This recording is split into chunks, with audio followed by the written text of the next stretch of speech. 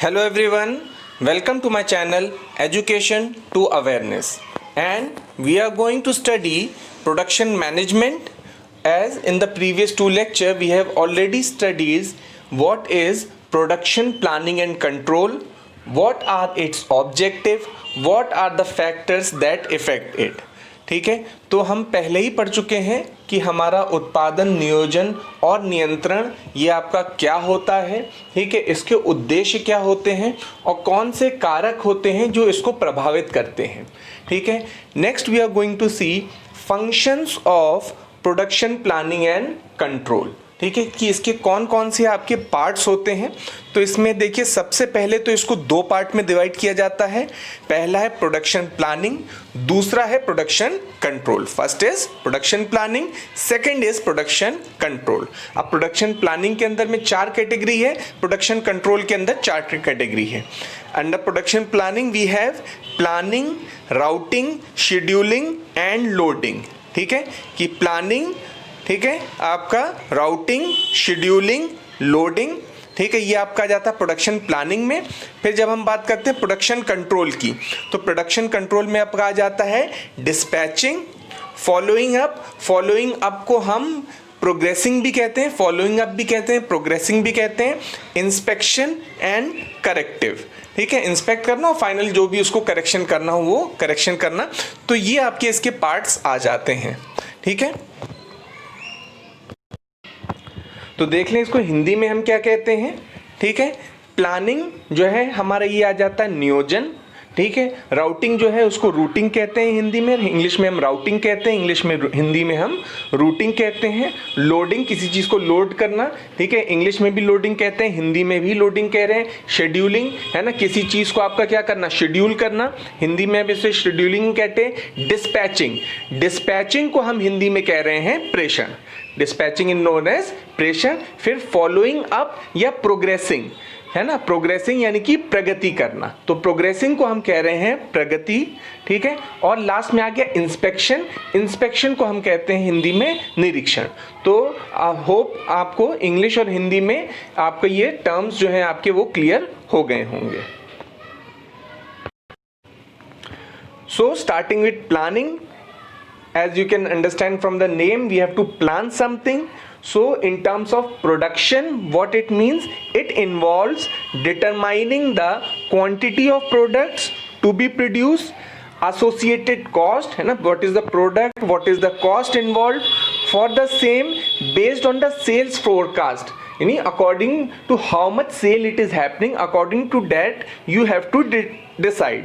Determination of raw material, so if you have to produce something, you require, what you required is raw material and labor. Labor will be required to convert the raw material into the finished product, okay, which is required to meet the planned target. According to your target, machine capacity, maybe your target is more, machine capacity is less, so according to your machine capacity and the vitals, machine capacity are the vitals activities prior to budgeting for the resources. So these are the vital important activities before you start for the actual planning, before you start for the actual budget according to your resources and for your resources. So this is the planning portion. ठीक है, planning जैसे हिंदी में हम कह रहे हैं योजना, योजना बनाना, किसी चीज को प्लान करना। तो अब इसमें देखिए, इसमें उत्पादित होने वाले उत्पादों की मात्रा है ना, उत्पाद कितनी मात्रा में है निर्धारित करना, बिक्री के पूर्वानुमान के अनुसार।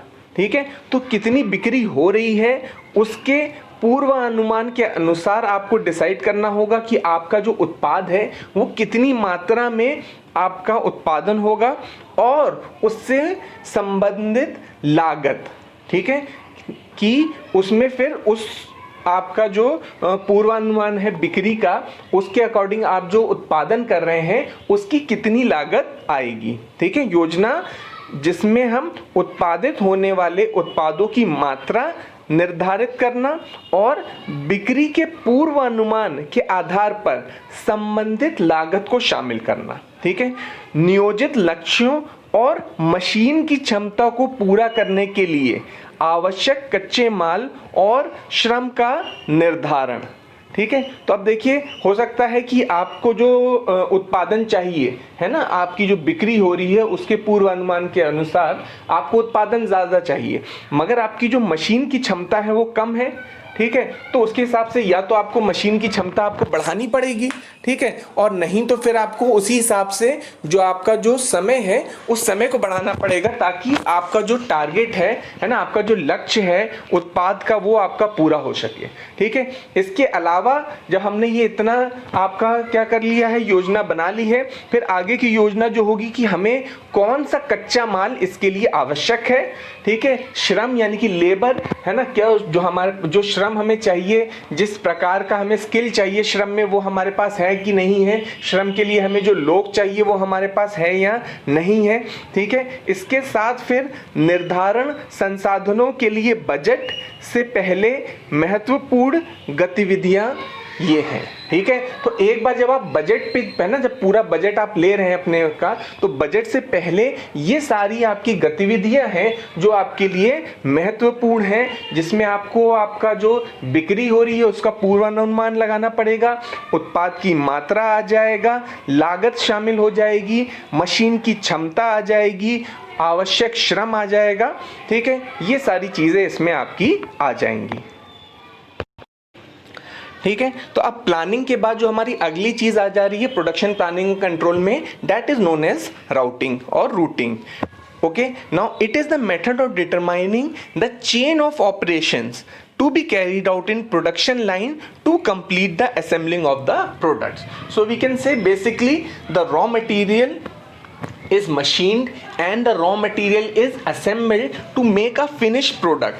So once you have decided what raw material you require, what labor you have required, all this thing you have done in the planning, now you have to decide the sequence, the chain of operation that has to be carried out. You have to decide which operation will take first, which operation will take second, which assembly will be done first, which assembly will be done last. All these things will become in routing, which will be as a production manager your job to determine and to carry out. Okay, now then we talk about a route sheet. Okay, a route sheet is made by the production manager.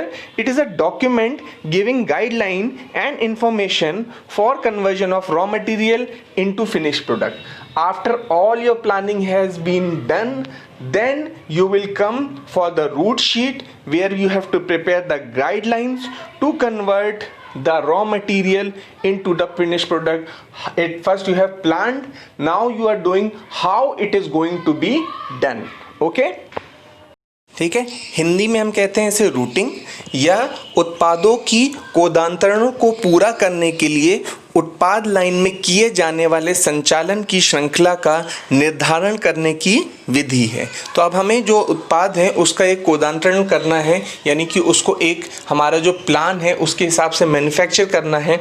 तो इसको पूरा करने के लिए जो हमारी उत्पाद line है उसमें किए जाने वाले संचालन की श्रृंखला, यानी कि जो आपका काम पहले होगा वो आपको डिसाइड करना होगा कि ये काम आपका पहले होगा, फिर आपको ये काम जो बाद में होना है वो बाद में, है ना, वो उसके लिए आपको क्या करना पड़ेगा कि उसके लिए एक पूरी एक रूट शीट बनानी होगी। एक रूट शीट एक दस्तावेज है, ठीक है, जो तैयार उत्पादों में कच्चे माल के रूपांतरण के लिए दिशा निर्देश और जानकारी देता है। ठीक है, तो अब जो आपका कच्चा माल है, तो कौन सा कच्चा माल पहले इस्तेमाल होना, कौन सा कच्चा माल बाद में इस्तेमाल होना है, कौन सा प्रोसेस उस पर पहले होना है, कौन सी प्रक्रिया उसमें बाद में होनी है, ठीक है, कौन सी असेंबली पहले होनी है, कौन सी असेंबली बाद में होनी है। तो आपने एक बार जब अपनी योजना बना ली कि जो जो काम करना है, तो अब जब वो आपका उत्पादन का जो प्रक्रिया है उसकी जो श्रृंखला है उसको जो आपका डिसाइड करना, ये आपका आ जाता है रूटिंग में। Now we talked about a route sheet. Now route sheet contains following information. If we talk in detail what a route sheet contains, it contains the necessary operation and sequence. What are the operation necessary? What are its sequence? Machine has to be used for every operation. Which machines have been used for every operation? Projected setup and operation time per product piece. What will be the operation time for the product piece, that a particular product, how much time it will be operated in a particular machine, description of raw material to be utilized for the product, okay, whatever raw material is required, inspection procedure and tool required for the inspection. So it also involves, suppose you are going to do some machining on some product, so before doing the machining it is required what tools it should have, and the tools are properly sharp or not, है ना, properly they are functioning or not, okay. Product packing and handling guidelines during the movement, while the product are moving it should not be damaged during the moving, so it should be properly packed, it should be properly handled, there should be proper guidelines for it, ठीक है. And for the parts and also sub assemblies, means the finished product also and the different small parts also which will combine to make the final product. Through the operation stages, throughout the operation stages, all these information will be there in your route sheet. Route sheet में आपकी निम्नलिखित जानकारी होती है. क्या क्या होता है रूट शीट की हमने बात करी थी. आवश्यक संचालन और उनके अनुक्रम, ठीक है, किस कौन कौन से संचालन आपके होने हैं, उसका अनुक्रम क्या है. हर ऑपरेशन के लिए मशीन का इस्तेमाल करना पड़ता है ना, हर ऑपरेशन के लिए, तो कौन सी मशीन का आपको इस्तेमाल करना है, ठीक है. प्रति उत्पाद टुकड़े के अनुमानित प्रोजेक्ट और संचालन का समय, तो वो कौन जो टुकड़ा जो आपका पार्ट है, जो रॉ मटेरियल है, वो कौन से मशीन पे जाएगा और कितने समय के लिए वो उस मशीन पे रहेगा, ये आपकी रूट शीट में रहता है, ठीक है. मगर एक्चुअल में हो सकता है कम ज़्यादा हो, मगर पहले से हमें ये एस्टिमेट रूट शीट पे बनाना होता है एज अ प्रोडक्ट मैनेजर, ठीक है. उत्पाद उत्पादन के लिए कच्चे माल का उपयोग, कौन कौन सा कच्चा माल उपयोग होना है वो रूट शीट में लिखा होगा. निरीक्षण प्रक्रिया और निरीक्षण के लिए आवश्यक उपकरण, तो अब जो मशीन है उसका आपका जो निरीक्षण होगा, यानी कि उसमें जो आपका टूल लगा हुआ है वो सही से शार्प है कि नहीं है, वो आपका टूल सही है कि नहीं है, उस पर्टिकुलर, जैसे एक मशीन पे आपको पता है लेथ मशीन हुई, उस पर कई सारे टूल लग जाते हैं, तो अब जो प्रोडक्ट हमें बनाना है ना, कच्चे माल से, है ना, फाइनल प्रोडक्ट बनाना है, तो उसके लिए सही टूल आपका लगा है कि नहीं लगा है, और वो प्रॉपर शार्प वगैरह प्रॉपर वर्किंग में है कि नहीं है, इसका निरीक्षण करना पड़ता है, ठीक है. ऑपरेशन के चरणों के माध्यम से भागों और उप विधानसभाओं के आंदोलन के दौरान उत्पाद पैकिंग और हैंडलिंग के दिशा निर्देश, ठीक है. तो ऑपरेशन जब आपका हो रहा है तो उसके जो भाग हैं, ठीक है, उसके जो आपके ऑपरेशंस हो रहे हैं ना, या आंदोलन लिख किया है वो थोड़ा सा है ना हिंदी कन्वर्जन में हो गया है. ऑपरेशंस जो आपके होंगे, है ना, उस ऑपरेशंस के दौरान आपकी जो उसकी पैकिंग है, ठीक है, और उसके जो हैंडलिंग है, यानी कि जब आपका वो आपका उस ना प्रक्रिया आपके थ्रू जा रहा है, तो ऐसा ना हो कोई प्रोडक्ट आपका टूट जाए, कोई प्रोडक्ट में आपका कोई है ना ऐसा आपका दाग वगैरह लग जाए जो कि फिर फाइनल में हमें नहीं रिक्वायर्ड है. तो उसके लिए प्रॉपर दिशा निर्देश होने चाहिए कि एक मशीन पे जब प्रोडक्ट दूसरी मशीन पे जा रहा है तो वो किस तरह की पैकिंग में, किस तरह से हैंडलिंग में आपका वो जाएगा, इसके प्रॉपर दिशा निर्देश आपके होने चाहिए, ठीक है. तो एक बार जब रूटिंग हो जाती है आपकी, उसके बाद नेक्स्ट आ जाता है शेड्यूलिंग. तो अब देखिए शेड्यूलिंग में क्या क्या है. It involve standardising the priorities of each work, determining the starting and finish time for each process और ऑपरेशन. तो almost it is similar, but here we are talking about each particular operation, starting time, end time. Now there we were talking about total time, but in routing we have talked about total time. Suppose the operation will take 30 minutes. So in routing it will be there, it will take 30 minutes. In scheduling it will be there, it will start at 10:30 and finish at 11. So this will be there in the scheduling, that is the starting time and what is the end time. Okay, it gives a timetable for production, like similar you have timetable for lecture, there the scheduling will be the timetable for the production, representing the total time period essential for production of a specific product style. So what is the specific product style? According to the product, it has to decide a timetable on what time it has to start and what time it will end according to the working hours of the company. The object of scheduling is as follows. What are the main objective when you are making the timetable? What is your main objective? To avoid unbalanced utilization, there should not be any unbalanced utilization of time, ठीक है, amid various department as well as work center. So the utilization of time for all the work center and department should be balanced. It should not be unbalanced, that machining is used more or drilling is used less. There should be all the departments should be well balanced, so that the proper time is utilized. The utilize of labor in efficient manner. Okay, your labor should be busy throughout, so that you are utilizing him properly. It should not be such that one day one labor is free and other is working, other day other labor is free and the first one is working. So the utilization of labor should be efficient, and it should be in such a manner that whatever our target is, that we are able to achieve. So this will be scheduling, that is making a timetable for it. ठीक है, हिंदी में हम समय scheduling भी कह सकते हैं, या वही चीज़ हम समय निर्धारण भी कह सकते हैं. तो देखिए, समय निर्धारण में क्या हो रहा है कि राउटिंग में क्या था, आपने डिसाइड कर लिया कोई एक काम है, उसको मान लीजिए आधा घंटा लग रहा है. अब आपको क्या करना है कि एक काम को आधा घंटा लग रहा है, दूसरे को 1 घंटा लग रहा है, तीसरे को 4 घंटा लग रहा है, तो इस तरह के बन गया. तो अब इस सारे काम को लेके अब आपको एक टाइम टेबल बनाना है ना, समय उसका निर्धारण करना है. तो इसमें प्रत्येक कार्य के लिए प्राथमिकताओं को, ठीक है, मानकीकृत करना और प्रत्येक प्रक्रिया या संचालन के लिए शुरुआती परिष्करण समय का निर्धारण करना शामिल है.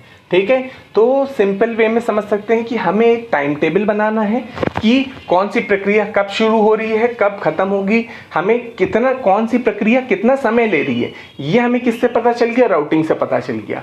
ठीक है, अब टाइम टेबल कैसे हो जाएगा, एक प्रक्रिया जैसे आधा घंटा ले रही है, तो हमने कहा कि चलो इसको 10 बजे स्टार्ट करते हैं, 10:30 बजे खत्म करेंगे. ठीक है, फिर एक प्रक्रिया 2 घंटे ले रही है, 5 मिनट का हमने ब्रेक दिया, फिर वो 10:35 पे शुरू होगी और फिर 11:35 12:35 पे वो प्रक्रिया आपकी खत्म होगी. तो बेसिकली जैसे हम लोग लेक्चर का एक टाइम टेबल होता है, पहला लेक्चर कौन सा होगा, दूसरा लेक्चर कौन सा होगा.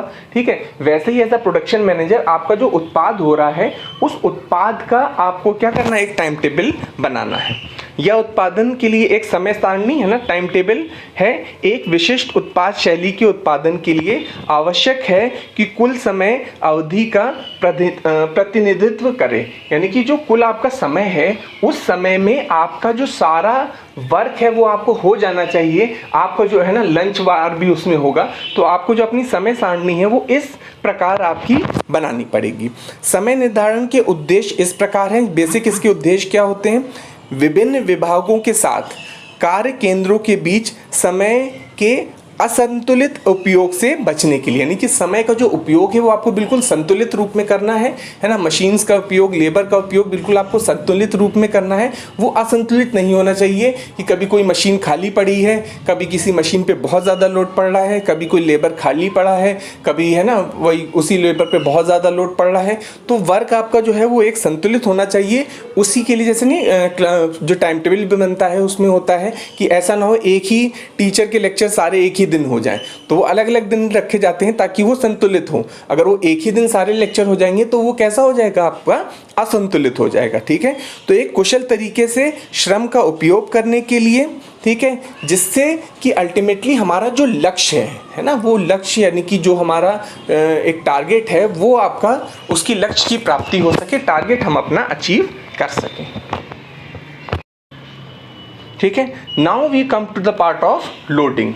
We have first of all we started with planning, then we have done the routing, then we have done the scheduling, and now we come to loading. Now what is loading? The loading is the process of transforming the scheduled process into practical work. Now one thing is planning and the other thing is actual work. So converting the planning into actual work is the loading. Okay, so something you may have planned, but when you go to do it, actually it may not be practical. So to decide the practicality of the plan is known as loading. Two main concepts of loading are facility loading and machine loading. Now it has been divided into two parts, facility loading and machine loading. First one is facility loading. What is facility loading?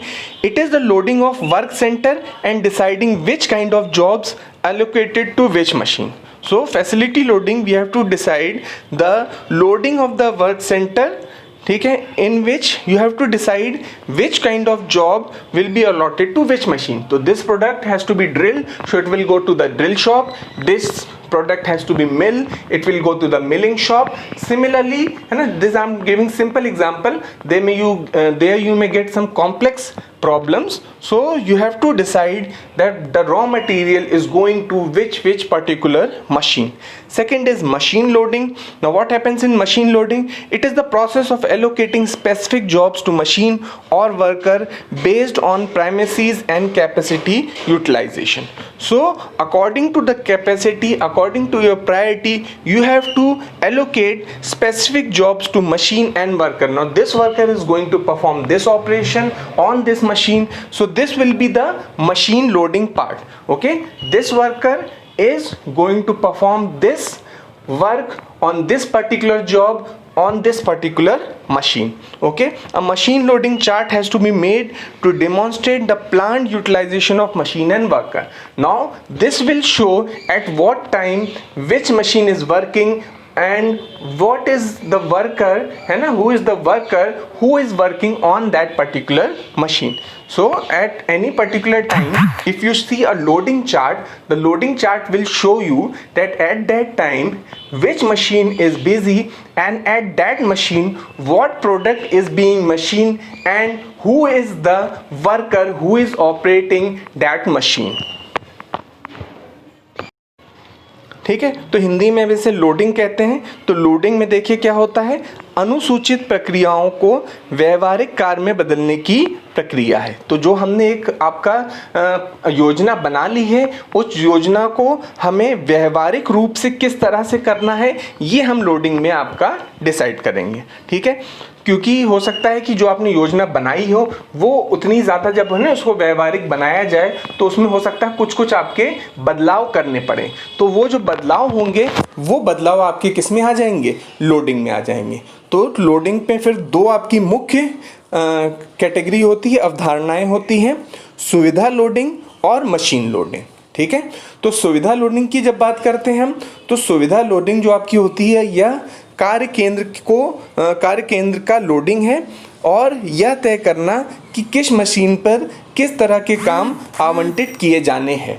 तो आपका जो कार्य loading है, आपकी जो सुविधा loading है, ठीक है, तो सुविधा लोडिंग में आप सबसे पहले डिसाइड करेंगे कि आपने ये तो डिसाइड कर लिया, हाँ ये मशीन जो है ना, इस मशीन पे इतनी देर काम होना है ना, इतनी देर, इतने से इतने देर ये मशीन चलनी है. अब जो आपका रॉ मटेरियल है वो आपका किस मशीन पे जाएगा उसको आपको आवंटित करना है कि ये प्रोडक्ट है, अब इसमें सपोज कर लो ड्रिलिंग करनी है तो ये ड्रिल शॉप पे जाएगा, मिलिंग करनी है तो मिल शॉप पे जाएगा.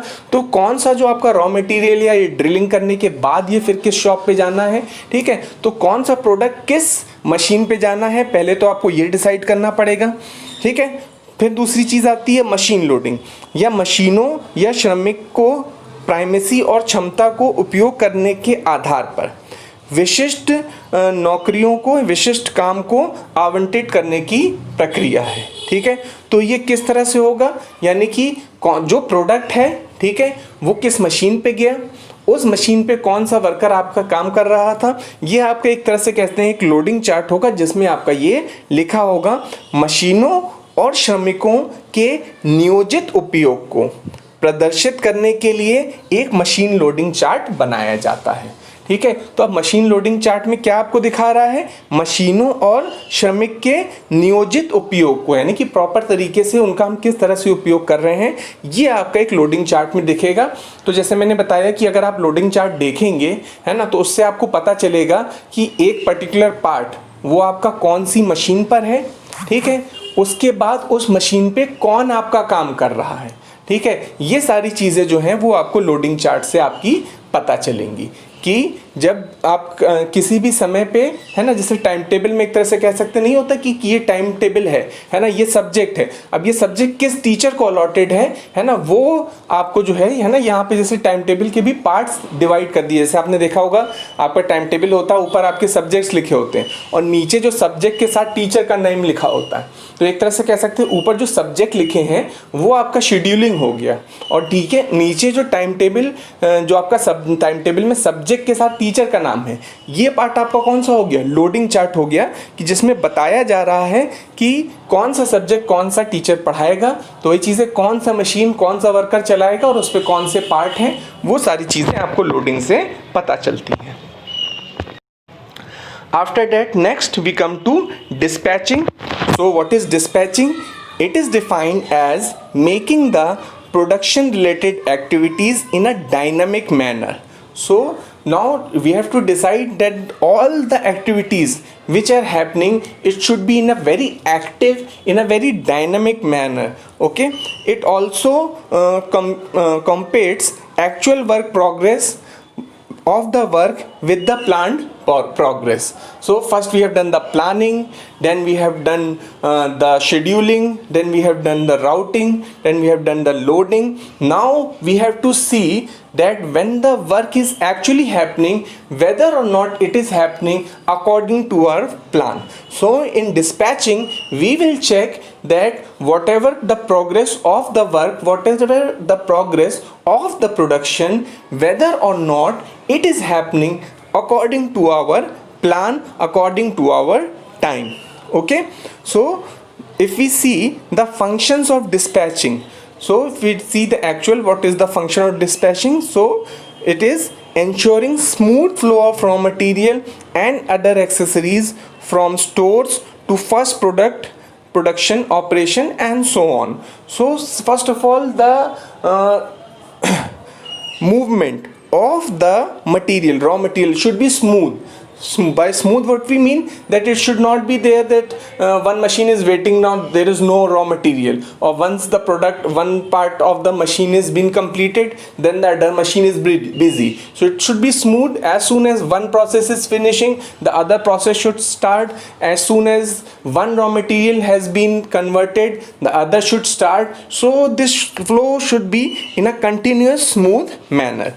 Gathering tool from the tool store and delivering them to the concerned department of the operator. So this will be the part of the dispatching team. So it has to take the tool from the tool store and give it on the machine floor to the respective machine and to the respective worker. So this will be the another function for the dispatching. Then delivering specifications sheets. Okay, now when the worker has to do the operation, it should have the guidelines for it. So the guidelines which you are going to give to the worker, that will be in the form of drawings, in the form of route cards, routing which you have done, है ना.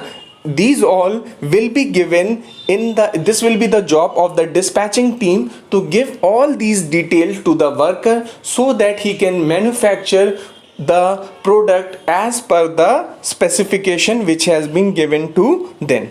Okay, and lastly, the dispatching will involve the function of giving job orders and approving the process. So it is going to give the job order, the okay, you have to perform this job. After all the planning has been done and all the thing has been done, then it will be given to the worker. Now this is what you have to perform, and when he is performing, it is important that you have to check and approve that the process is happening as per your planning. So this is the checking process during the production process. When the production process is going on, at that time you are going to check and approve the processes.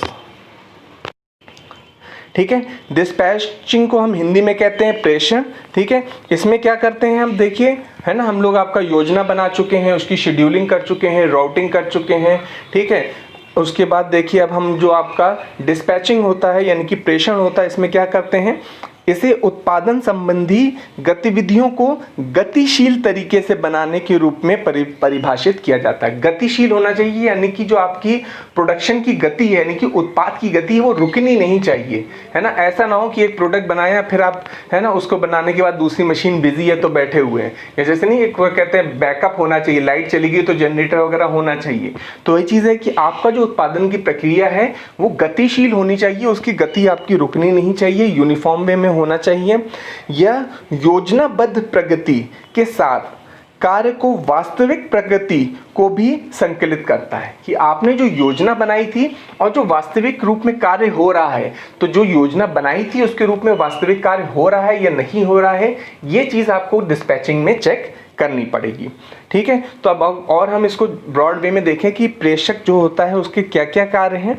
तो पहला चीज़ ये है, कच्चे माल और अन्य सामान को दुकान से पहले उत्पादन संचालन के लिए सुचारू प्रवाह सुनिश्चित करना। तो आपका जो भी आपके जो कच्चे माल हैं, जो और अन्य सामान है, जो भी आपको दुकानों से चाहिए, जो आपका रॉ मटेरियल चाहिए, कच्चा माल चाहिए, तो वो सुचारू रूप से आपका जो प्रोडक्शन टीम है, उत्पादन आपकी टीम है, उसको सुचारू रूप से कंटिन्यूस वे में आपका मिलना चाहिए। ये डिस्पैचिंग में आपको सुनिश्चित करना होगा। फिर उसके बाद टूल स्टोर से टूल इकट्ठा करना और उन्हें संबंधित विभाग या ऑपरेटर को वितरित करना। तो टूल स्टोर जो आपका होता है, जहाँ पे सारे टूल्स होते हैं, तो किस मशीन में कौन से टूल लगना है, तो ये डिस्पैचिंग में के फंक्शन में आ जाएगा कि वो टूल ला के आप जो मशीनिंग है उसको क्या करें, आपका प्रोवाइड करें। ठीक है, तो टूल्स आपको प्रोवाइड करने पड़ेंगे डिस्पैचिंग में।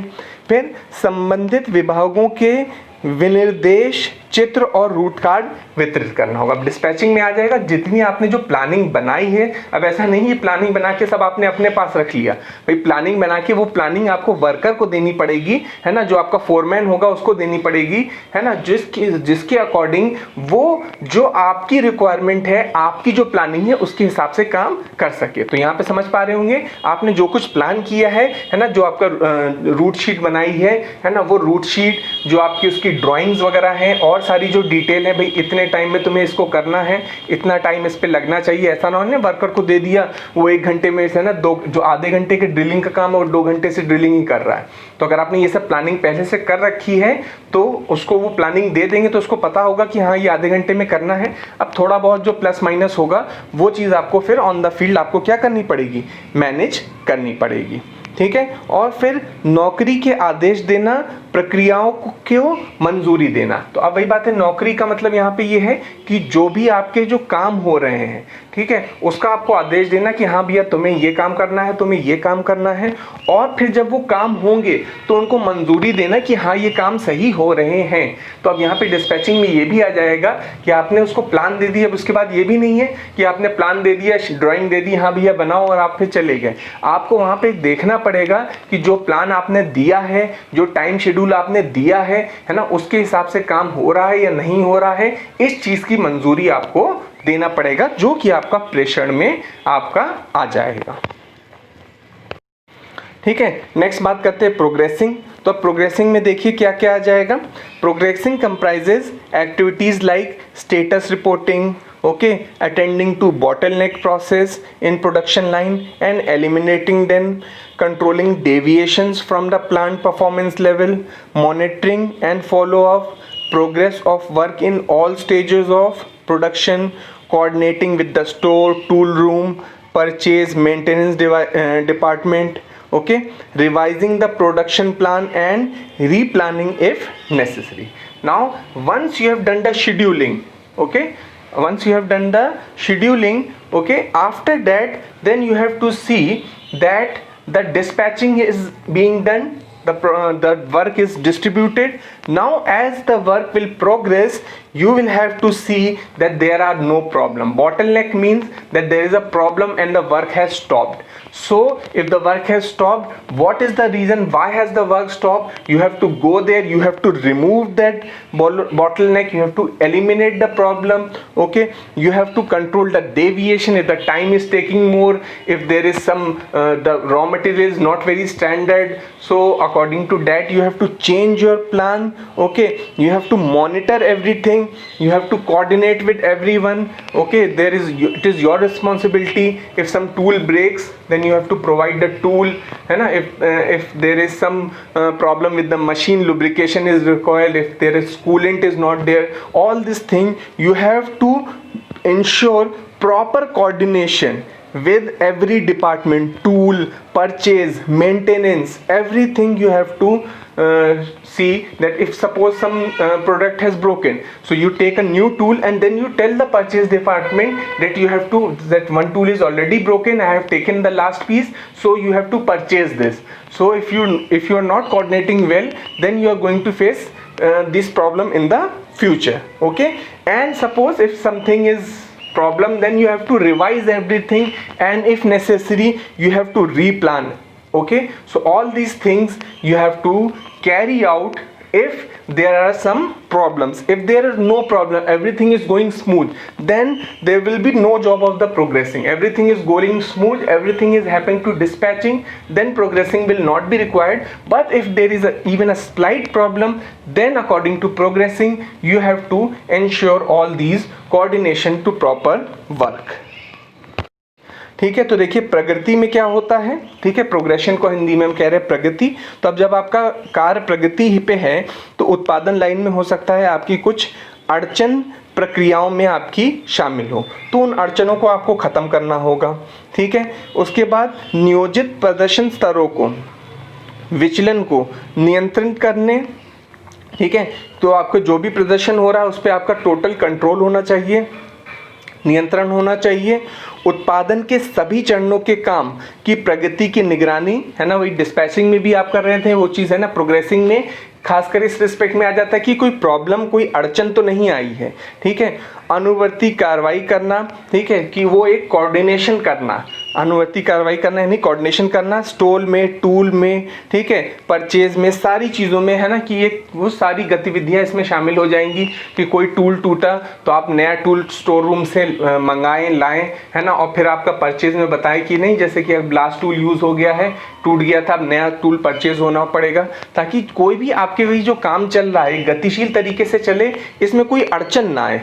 ठीक है, खरीद और रखरखाव के विभाग, उत्पादन योजनाओं को संशोधित करना, मान लीजिए कोई योजना आपने बनाई वो काम नहीं कर रही है, तो वहीं ऑन द फील्ड आपको उसको संशोधित करना पड़ेगा, और यही यदि आवश्यक पड़ता तो नया प्लान बनाना पड़ेगा। ठीक है, तो उसे फिर से भरना पड़ेगा, यानी कि फिर से जो आपकी रूट शीट है, जो आपका लोड चार्ट है, उसको चेंज करना पड़ेगा, उसके अकॉर्डिंग उस फिर से आपको चीज़ों में बदलाव करने पड़ेंगे। तो ये सारा चीज़ आप प्रगति में करेंगे। अगर सारा चीज़ एक, है ना, परफेक्टली कोऑर्डिनेशन से चल रहा है तो प्रगति में आपको ज़्यादा कुछ करने की ज़रूरत नहीं होगी। लेकिन अगर कोई अड़चन आती है तो उस टाइम पे आपका जो रोल होगा वो बहुत ही महत्वपूर्ण हो जाएगा कि किस तरह से आप उस अड़चन को ख़त्म कर रहे हैं।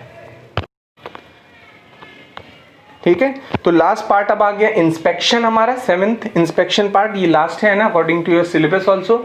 सिलेबस से भी आप देख सकते हैं यही टॉपिक्स आपके लाइन से उसमें लिखे हुए हैं, प्लानिंग, राउटिंग, शेड्यूलिंग, है ना, इंस्पेक्शन। ठीक है, तो अब देखिए इंस्पेक्शन में अब जब हम आ जाते हैं तो इंस्पेक्शन समझ में ही आ रहा होगा, है ना, इंस्पेक्ट करना है, जो अब बन गया है उसको देखना है सही बना है कि नहीं बना है ना, कि जो इसकी टॉलरेंस वगैरह है सही है कि नहीं है, काम चलेगा हमारा, नहीं चलेगा, है ना, फिर से बनाना पड़ेगा। तो ये सारी चीज़ें इंस्पेक्शन में। एन आइटम और कंपोनेंट और product which is manufactured, not a manufacturing has been done, is required to perform certain function. The act of checking whether a component is actually does so or not is called inspection. So before this, up to 6 steps there was the manufacturing process till the progressing, है ना. Now it is the product has been made, now you have to check it is according to your standard or not. Okay, so now this thing again production manager has to check whether the final product is okay or not. You know, in many things you have seen a small circular sticker, okay tested or okay. So this is the final inspection that is done by the inspector, production manager, and which approves it that this product is perfect and can be go to the and can be given to the customer. In other words, inspection means checking the acceptability of the manufactured product, whether it is acceptable or not, or whether some changes are required in it. Inspection measures the quality, very important, the quality of the product should be good finally when it is manufactured, ठीक है. और service in terms of pre-decided standards. Now again you have standard according to which you have to decide. It can be in terms of size, it can be in terms of shape. So these are the standard size according to which you have to inspect and see that your product is of good quality. The product quality may be specified. So what can be factors? Strength. It should have the proper strength, hardness, है ना, shape, surface finish, it should be smooth, there should be not any smudges and imprints on it, chemical composition, okay, dimension, etc. various factors. So once the product is finished, whether or not it is acceptable, this has to be decided in the inspection process. ठीक है. Inspection को हिंदी में हम कहते हैं निरीक्षण करना.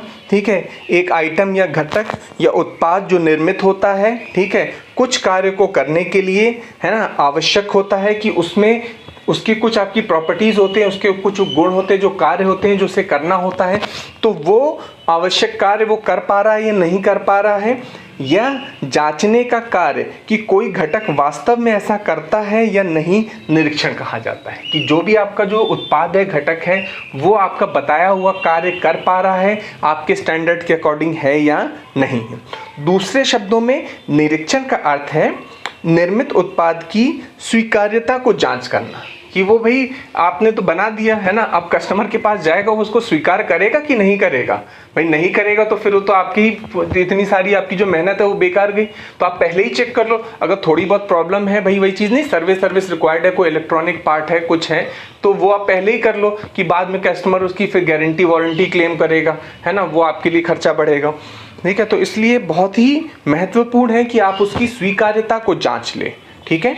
फिर निरीक्षण किसी उत्पाद का सेवा या गुण को पूर्व निर्धारित मानकों के संदर्भ में मापता है. तो वो सेवा के टर्म्स में भी होता है जो वो काम कर रहा है, और या फिर उसके गुण के टर्म में भी होता है कि क्या क्या उसके गुण उसमें होने चाहिए. तो प्रॉपर, है ना, तो सेवा और गुण दोनों के टर्म में आपको इसको क्या करना पड़ेगा, जो आपके मापदंड हैं उस पर इसको जांचना पड़ेगा. ठीक है. उत्पाद की गुणवत्ता किस किस आधार पे हो सकती है? ताकत, है ना, कितने मतलब वो उसमें ताकत होनी चाहिए, टेस्टिंग जो आप कर सकते हैं. कठोरता कितनी होनी चाहिए, आकार, है ना, सतह खत्म, मतलब वो सतह खत्म आ गया, मतलब वो सतह किस तरह की आपकी है, सतह की जो फिनिश है वो किस तरह का है, रासायनिक संरचना, आयाम, ठीक है, आदि द्वारा निर्दिष्ट की जा सकती है. कि इसके द्वारा, यानी कि ये आपके वो पैरामीटर्स होंगे जो अगेन फिर एक आपकी शीट टाइप की होगी, इंस्पेक्शन शीट, जिस पे आप, है ना, टिक करते जाएंगे. हाँ ठीक है, साइज ओके, है ना, shape okay, colour okay, surface finish okay, जो जो चीज़ें आप उसमें चेक करना चाहते हैं. ठीक है. तो वो सारी चीज़ें उसमें होगी, है ना. तो वही जैसे आपने देखा होगा कई सारे आपके ज़्यादातर इलेक्ट्रॉनिक प्रोडक्ट पे ऐसा होता है, या कई चीज़ों पे होता है कि आपका गोल सा स्टिकर लगा होता है जिस पे लिखा होता है ओके. तो ये ओके वाला स्टिकर वो प्रोडक्शन मैनेजर लगाता है जिसकी जॉब होती है इंस्पेक्शन करना. उसने उसको इंस्पेक्ट किया, देखा और उसको ओके लिखा, तो ओके टेस्टेड करके उसको वो ओके कर देता है. ठीक है. तो इसी के साथ यहाँ आज का लेक्चर ओके हो गया, थोड़ा लंबा हो गया है. ठीक है. मगर अगर आपको वीडियो समझ में आया हो तो ज़रूर कमेंट करके बताएं मुझे. ठीक है. अगर वीडियो अच्छा लगा हो तो इसे लाइक कर सकते हैं. और अगर आप पहली बार मेरे चैनल पे आए हैं, या अगर अभी तक आपने चैनल को सब्सक्राइब नहीं किया, तो प्लीज़ जल्द से जल्द चैनल को सब्सक्राइब कर दें. Thank you.